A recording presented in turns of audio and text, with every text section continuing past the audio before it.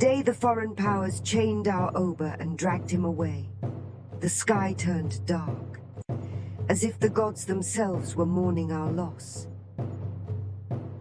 My great-grandfather always started the story this way, his voice heavy with sorrow. It was the darkest day in the history of our people, a day that changed everything. But before the invaders came with their cannons and soldiers, life in Benin was a celebration of color, tradition, and prosperity. Before the invaders set their greedy eyes on our kingdom, Benin was a place of wonders. It wasn't just any kingdom. It was an empire of wealth, artistry, and culture. The walls of Benin were so tall and wide that travelers from faraway lands would marvel at their strength. Inside these walls, life was vibrant. The streets echoed with the sound of traders calling out, selling palm oil, spices, cloth, and more.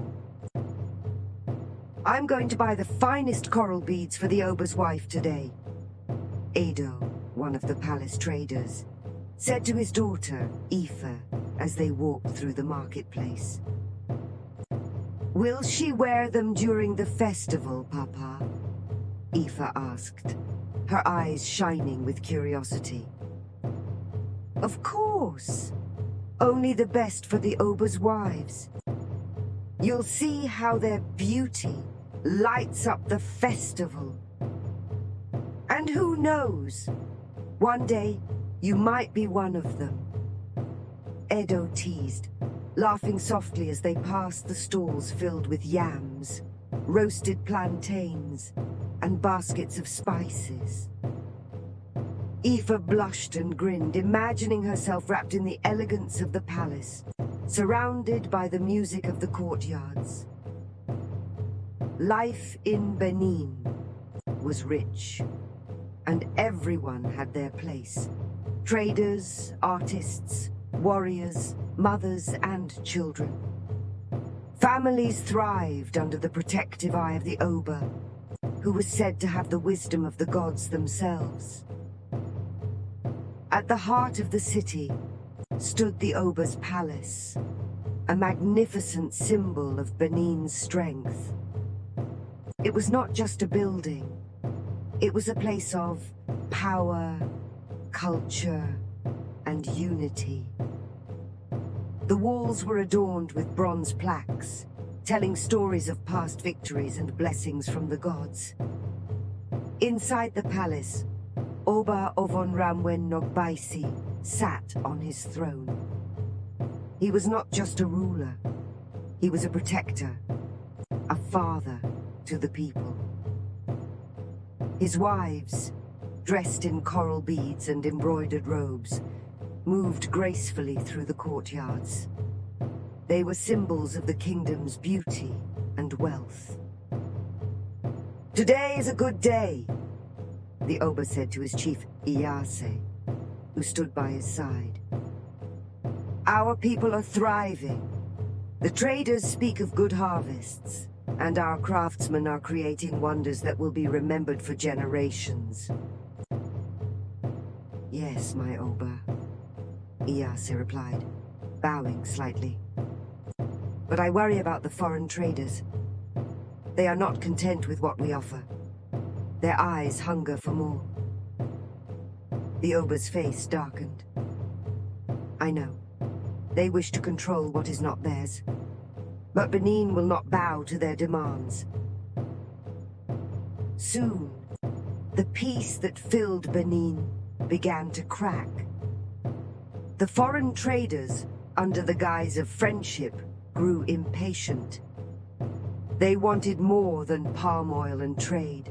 They wanted control. The Oba refused them, standing strong against their greed. But the foreign powers were not easily dissuaded.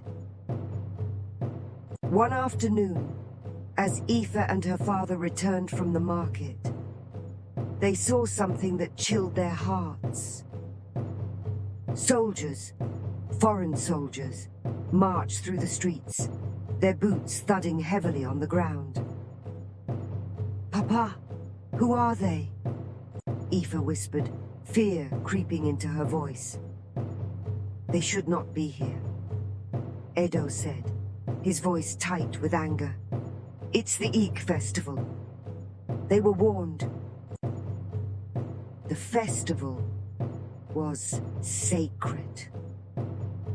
Outsiders were forbidden from entering the kingdom during this time, as it was a period of rituals and offerings to the gods.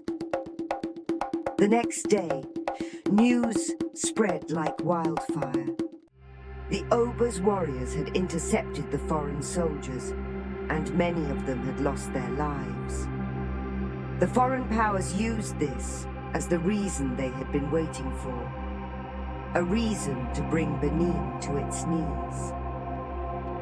In 1897, the foreign powers returned, not as traders, but as invaders. They came with guns, cannons, and a desire to destroy. The invasion was swift and merciless. As the first cannon fired, the peaceful streets of Benin erupted into chaos. Families fled in every direction. A duke, a mother of 3, clutched her children close as they ran toward the forest. "Stay close to me! Don't look back!" she screamed, her heart pounding in her chest. But the screams and explosions filled the air, drowning out her voice. In the palace, the Oba and his chiefs gathered, but the battle was already lost. The invaders' weapons were unlike anything the people of Benin had ever seen. Fire rained down upon the city, and soon the beautiful courtyards and chambers of the Oba's palace were engulfed in flames. That night, in the midst of the invasion, the Oba's most trusted wife, Iyobosa, knelt beside him in the royal chamber. "What will we do, my king?" she asked, her voice trembling. "Our people are suffering. Our city is burning." The Oba looked at her, his face lined with the weight of the kingdom. "We must leave. I cannot allow more of our people to die in my name." Iyase, the Oba's chief advisor, stepped forward. "There is still hope. If we retreat to the forest, we can regroup." The Oba nodded. "Then we go, for the sake of Benin." For months, Oba Ovonramwen and his loyal chiefs hid in the forest, living like fugitives. The invaders hunted them relentlessly, determined to capture the king who had defied them. But the Oba's heart was heavy with the suffering of his people. In the dead of night, as they sat by a small fire in the forest, Iyase turned to the Oba. "We cannot run forever, my Oba. The people need peace." The Oba stared into the flames, the weight of his decision pressing on him. "You are right, old friend. For the sake of Benin, I will surrender." And so, Oba Ovonramwen made the ultimate sacrifice. He gave himself up to the foreign powers, hoping that by doing so, his people would be spared further suffering. When the foreign soldiers captured the Oba, they didn't treat him as a king. They bound him in chains, parading him through the streets like a common criminal. The sight broke the hearts of the people.